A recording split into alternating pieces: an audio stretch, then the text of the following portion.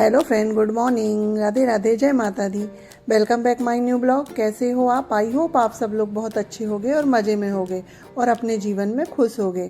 मैं Indian blogger Anjana Thakur स्वागत करती हूँ आपके अपने यूट्यूब चैनल पर। तो आज दिन है बुधवार और आज तारीख है 15 और आज है भाई दूज। तो आप सभी को भाई दूज की ढेर सारी शुभकामनाएं।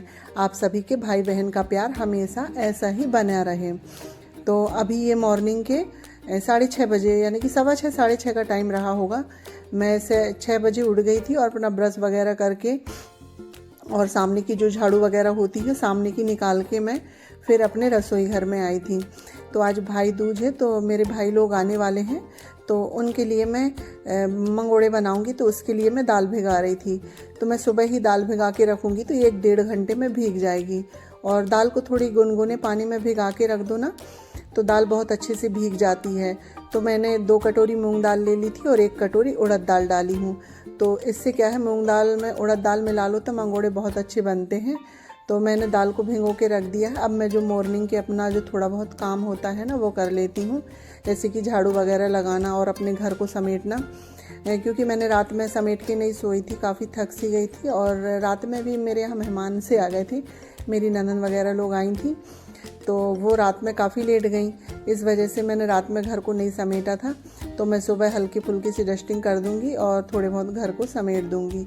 क्योंकि ना अभी बच्चे लोगों की छुट्टी चल रही है तो घर काफ़ी फैल जाता है। और बच्चे लोग पढ़ाई करेंगे तो बुक यहाँ फेंक देंगे, और अगर सोफ़ा में बैठेंगे तो कवर फैला देंगे। तो इस वजह से घर थोड़ा गंदा सा हो जाता है। तो अभी बच्चे लोग नहीं उठे हैं तो मैं सबसे पहले पूरे घर को सेट कर दूंगी, उसके बाद फिर झाड़ू लगा देती हूँ।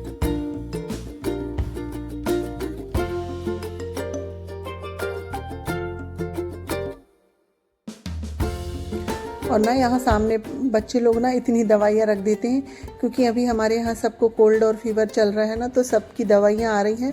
तो सब अपनी पूरी दवाइयाँ उठा के यहाँ रख देते हैं। तो काफ़ी फैला फैला सा लग रहा था। तो ये टीवी के शोकेस के सामने तो मैं पूरी दवाइयों को एक साथ रख के पॉलीथीन में रख के अलग रख दी हूँ। और यहाँ से मैं थोड़े से गीले कपड़े करके पोंछ दूँगी, क्योंकि काफ़ी डस्ट सी हो जाती है। और डस्ट तो रोज़ ही आ जाती है, धूल मिट्टी सी हल्की सी लगने लगती है। तो वही मैं सबको पोंछ के यानी कि साफ कर दूंगी। सॉरी, मुंह से ना कुछ भी निकल रहा है। तो चलो, मैंने फिर वहाँ की डस्टिंग की। और कल की मेरी ये सुबह कल धुली थी वो कपड़े भी हैं, क्योंकि कल मेहमान आ गए थे ना, तो उस वजह से मैंने दिन में कुछ काम नहीं कर पाई थी। और साथ ही साथ मेरी तबीयत भी ठीक नहीं चल रही है, तो थोड़ी आराम करी। उसके बाद फिर मेहमान लोग आ गए तो पूरा दिन मेरा ऐसे ही चला गया। तो ये काफ़ी सारे कपड़े हो गए थे। तो मैं सोचा अभी सुबह ज़्यादा काम तो नहीं है तो मैं इनको पहले तय करके रख दूं, फिर मैं नहा के अपना रसोई का काम देखूंगी।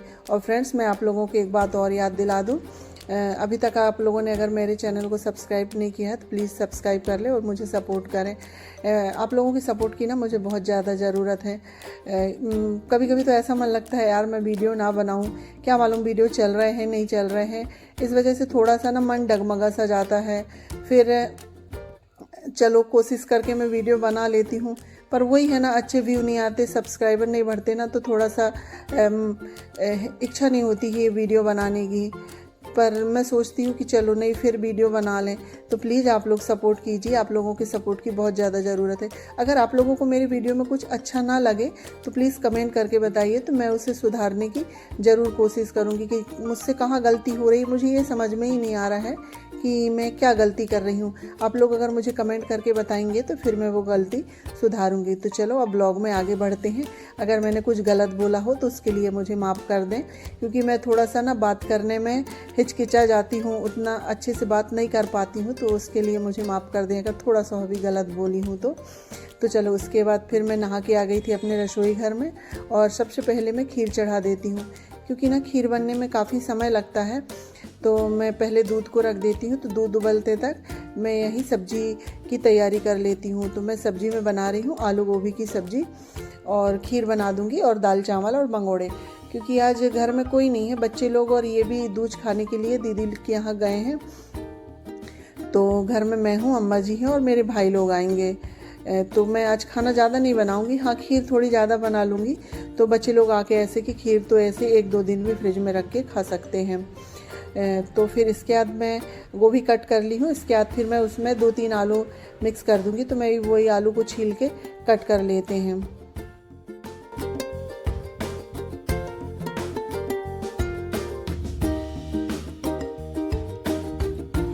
और अभी ना गोभी उतनी अच्छी आ नहीं रही है, गोभी में काफ़ी कीड़े से दिख रहे थे। तो मैंने गोभी को पहले सादे पानी में धुल के और गर्म पानी में गोभी को डाल दिया है। उससे जो थोड़ी बहुत भी गंदगी और कीटाणु होंगे ना वो निकल जाएंगे। इसके बाद हमारे दूध में उबाल आ गई थी, तो मैंने चावल को काफ़ी देर आधे घंटे पहले धुल के रख दिया था, तो वो अच्छे से भीग गए थे। तो उनको थोड़ा हाथों से मसल के ना हम डाल देंगे, तो उससे क्या है ना खीर में काफ़ी अच्छा स्वाद आ जाता है, रबड़ी सा। और इस बार मेरे पास ना जो मोटे वाले चावल होते हैं ना वो नहीं थे, क्योंकि अगर खीर ना थोड़ी मोटे वाले चावल की बनाऊं तो बहुत ही स्वादिष्ट लगती है। तो मेरे पास अभी ये छोटे बारीक वाले चावल थे, तो मैं आज उसी की खीर बना रही हूँ। चलो हाँ, फिर भी इसकी ठीक ही लग रही थी, पर अगर मोटे वाले होते तो और भी अच्छी लगती। तो मैंने चावल डाल दिया है। अब हम इसको मीडियम फ्लेम में बिल्कुल धीमे धीमे पकाएंगे। तो मैंने खीर को दूसरी गैस में चढ़ा दिया है। अब हम सब्जी बना लेते हैं। तो वही ऑयल डाल के प्याज लहसुन डाल के, और लहसुन नहीं डालती मैं, सॉरी, प्याज डाल के पहले आलू डाल देंगे, उसके बाद फिर उसमें गोभी डाल देंगे। और एक साइड मैंने गोभी में तड़का लगा दिया था और मेरी प्याज भुन रही थी, तो मैंने सोचा पहले चीनी डाल दूं, क्योंकि अगर ये मोटे वाले चावल नहीं है ना, बारीक चावल है, तो इनमें चावल के साथ चीनी डाल दूँ ना, तो ये चावल और चीनी एक साथ छोड़ेंगे तो ये काफ़ी अच्छी से बन जाएंगे। अगर मोटे चावल होते तो उसमें फिर हम बाद में चीनी डालते हैं। तो मैंने खीर में चीनी डाल दिया है। इसके बाद फिर हम सब प्याज भुन गई थी, तो फिर मैं इसमें आलू डाल देती हूँ। तो आलू के पहले मैंने थोड़ी सी हल्दी डाली है और इसके बाद फिर आलू डाल दिए। आलू को 2 मिनट भूंजेंगे, फिर उसमें ड्राई मसाले डाल देंगे। तो आलू भुन चुके हैं, तो हम उसमें ड्राई मसाले डाल देते हैं, हल्दी पाउडर, धनिया पाउडर और लाल मिर्च पाउडर, और इन सबको हम अच्छे से मिक्स कर देंगे।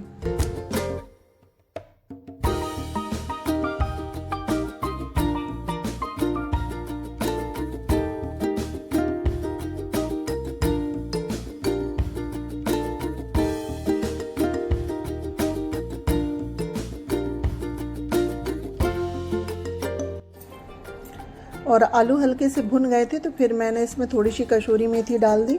अब हम इसमें गोभी डालेंगे, और मैंने गोभी को जो गर्म पानी में डाल के रखा था ना, वो गोभी को छान ली हूँ मैंने, और गोभी इसमें डाल दी।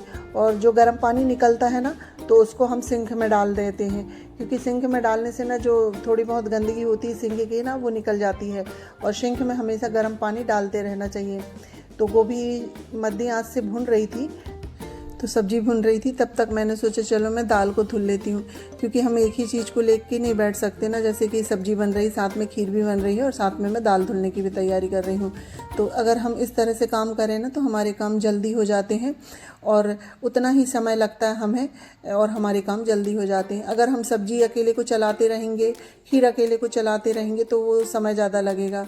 तो वही, तो एक साइड मैंने खीर चढ़ा दी, एक साइड सब्जी, और हमने दाल भी धुल ली है। अब दाल धुल के हो गई, तो मैंने इसको ना छन्नी में निकाल दिया है, क्योंकि ये मूंग की दाल है ना, अगर इसको हम वैसे ही छोड़ देते हैं तो इसमें काफ़ी पानी रह जाता है, और इसको पीसो तो ये काफ़ी गीली हो जाती है। तो इसके लिए मैंने इसको छन्नी में छान दिया है। और उड़द दाल जो है मैंने धुली हुई ली थी, तो उसको धोने की ज़रूरत नहीं है, बस 1-2 बार साफ पानी से उसका पानी निकाल देना है, बस हो गया। तो हमारी दाल धुल के हो जाएगी, तो हम इसको पीस लेंगे।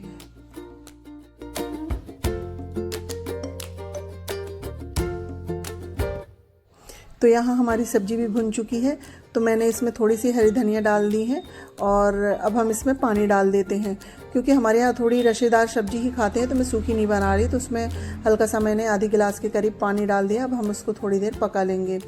और सब्जी पक रही, तो मैंने सोचा चलो मैं साथ में दाल भी पीस लेती हूँ।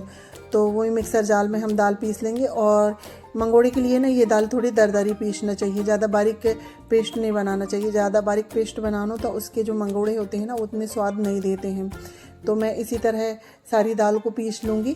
और हमारी दाल पीस चुकी है, तो मैंने दाल को रख दिया है। और खीर के लिए ना मैं ड्राई फ्रूट्स काट के नहीं रखी थी, और अभी मुझे बहुत जल्दी भी थी, और घर में कोई भी नहीं था कि मैं जिसे दे दूँ कट करने के लिए। तो मैंने ये क्या है, कूटने वाला है ना, इससे 8-10 बादाम और 8-10 काजू को कूट लिया है। और इससे सच में अगर हमारा काम जल्दी हो ना, अगर हम जल्दी में हों, तो ये कूटने से बहुत आसानी से हमारे ड्राई फ्रूट्स कूट जाते हैं, तो वही मैंने इसको कूट लिया है। और मैं और कुछ नहीं डाल रही हूँ, सिर्फ काजू और बादाम बस डाल रही हूँ। तो ये ड्राई फ्रूट्स डाल देती हूँ और इसके बाद फिर मैं नारियल डाल दूँगी, क्योंकि मुझे नारियल बहुत पसंद है। हर मीठी चीज़ में नारियल बहुत ज़्यादा पसंद है, तो मैं सब खीर में नारियल डालती हूँ। तो हम ऐसे नारियल डाल देंगे और इसको कर देंगे मिक्स। और हमारी खीर बन चुकी है, अब हम गैस को कर देंगे बंद। और खीर बन गई थी, तो अब हम मंगोड़े की बनाने की तैयारी कर लेते हैं। तो मैं मंगोड़े में ड्राई मसाले डाल दी हूँ, हल्दी पाउडर, धनिया पाउडर, लाल मिर्च पाउडर और हरी मिर्च और धना मैंने खड़ा ना हल्का सा दरदरा कर लिया था, क्योंकि मैं हरी मिर्च को कट नहीं करती हूँ, मेरे हाथ में जलन होने लगती है। तो मैं मिक्सी में लेके उसको दरदरा पीस लेती हूँ। और साथ में मैंने धना भी पीस लिया था, खड़ा धना, उसको मिक्स कर दिया और धनिया को। और मैंने अभी इसको रख दी हूँ। जब हम मंगोड़े बनाने लगेंगे तब हम उसमें प्याज और नमक डालेंगे, क्योंकि हम प्याज और नमक डाल देंगे तो वो पानी छोड़ता है, तो हमारी दाल काफ़ी गीली हो जाएगी।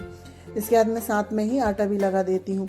अभी भैया लोग नहीं आए हैं, जब वो आएंगे तो मैं गरम गरम पूड़ियाँ बना दूँगी और फिर उसके बाद मंगोड़े भी गरम गरम बना दूँगी। तो मैं आटा वगैरह लगा के रख देती हूँ। और अभी मेरे घर के जो थोड़े बहुत काम वगैरह रह गए थे ना, मैं वो कर लूँगी जब तक।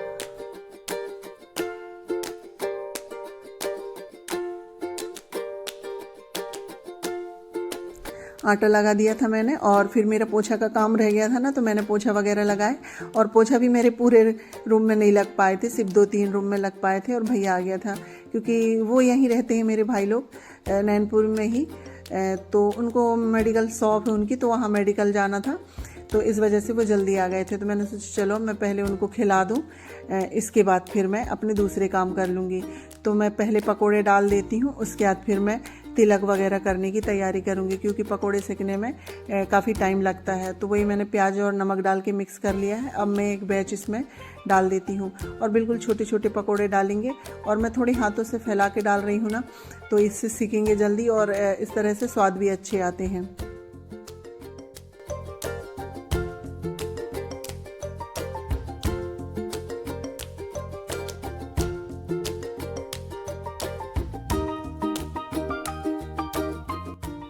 पकोड़े को बिल्कुल सिम आंच में सेकना होता है, तो मैंने पकोड़े डाल के उसको मीडियम फ्लेम कर दिया था गैस का। और इधर अपनी पूजा की तैयारी कर ली थी, यानी कि तिलक करने के लिए दिया वगैरह बना लिया था।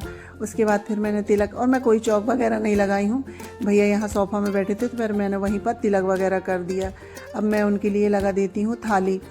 और मैंने थाली लगा के भी दी आई थी, मैंने वो वाली थाली का वीडियो नहीं बनाई हूँ, क्योंकि ना उसको बहुत जल्दी थी, मेडिकल शॉप जाना था खोलने के लिए दुकान को, तो वही जल्दी थी। इस वजह से मैंने फिर जल्दी मंगोड़े निकाले और फट से थाली लगाई और उसको भी खाने के लिए दे दिया था। इसके बाद फिर हम दूसरा बैच भी इसी तरह निकाल लेते हैं। और सब लोगों ने खा लिया था, फिर ये हमारी थाली है तो मैं भी खा लेती हूँ, क्योंकि मैंने साथ में अम्मा जी को भी दे दिए थे। गरम गरम मंगोड़े सिक रहे थे, तो क्योंकि बच्चे लोग तो थे नहीं, मैं और अम्मा जी थी और भैया लोग थे। तो ये रही हमारी थाली, सब्जी, पूड़ी, खीर और मंगोड़े। तो आ जाइए आप लोग भी खा लीजिए। और इसके बाद फिर खाना वगैरह खा के हुआ और अब आ गई बर्तन क्लीन करने की बारी। और खाने पीने के बाद तो बर्तन इतने निकल जाते हैं ना कि क्या बताएं, काफ़ी बर्तन हो जाते हैं। और फिर जब खूब सारी चीज़ें बनाओ ना तो भी काफ़ी बर्तन निकल जाते हैं। वैसे तो मैं काफ़ी बर्तनों को साथ ही साथ साफ करते गई थी ना, तो उतने बर्तन नहीं थे, क्योंकि बर्तनों को ना साथ ही साथ काम, जैसे बना रहे हैं खाना और साथ ही साथ साफ़ करते जाओ तो बर्तन काफ़ी कम हो जाते हैं। तो मेरी आदत है, मैं जैसे कुछ बनाती हूँ ना तो साथ में उसको धुलते भी जाती हूँ, जो चीज़ खाली होते जाती है। तो चलो बर्तन वगैरह क्लीन हो गए हैं, अब मैं गैस काउंटर और प्लेटफॉर्म क्लीन कर लेती हूँ। तो पहले मेरी आदत है, मैं बर्तन क्लीन करती हूँ और जहाँ से मैं बर्तन क्लीन करती हूँ वो वाला एरिया साफ़ करती हूँ। इसके बाद फिर गैस काउंटर क्लीन करती हूँ। ये होती है ना, अपनी अपनी आदत होती है और अपना अपना काम करने का तरीका होता है। और मैं ऐसे ही करती हूँ, पहले बर्तनों को क्लीन कर लेती हूँ। इसके बाद जहाँ से मैं बर्तन क्लीन करती हूँ वहाँ की टाइल्स और सिंक वगैरह धुल देती हूँ। इसके बाद फिर मैं गैस काउंटर क्लीन करती हूँ। तो सिंक वगैरह क्लीन हो गई थी, तो मैं अब गैस काउंटर क्लीन करूँगी। और आज पकोड़े वगैरह सीखे थे ना और पूड़ी वगैरह, ऑयल का काम हुआ तो गैस में काफ़ी चिकनाहट सी लग रही थी, तो मैं इसको आज सर्फ डाल के धुलूँगी, क्योंकि सर्फ डाल के धुलने से ना जो चिकनाहट होती है वो अच्छे से निकल जाती है और गैस में अच्छी सी चमक आ जाती है। तो हम स्क्रब की सहायता से पूरी गैस में और गैस काउंटर में सर्फ लगा देंगे, उसके बाद पानी डाल के धुल देंगे और फिर सूखे कपड़े से पोंछ देंगे तो हमारी गैस अच्छे से चमक जाएगी।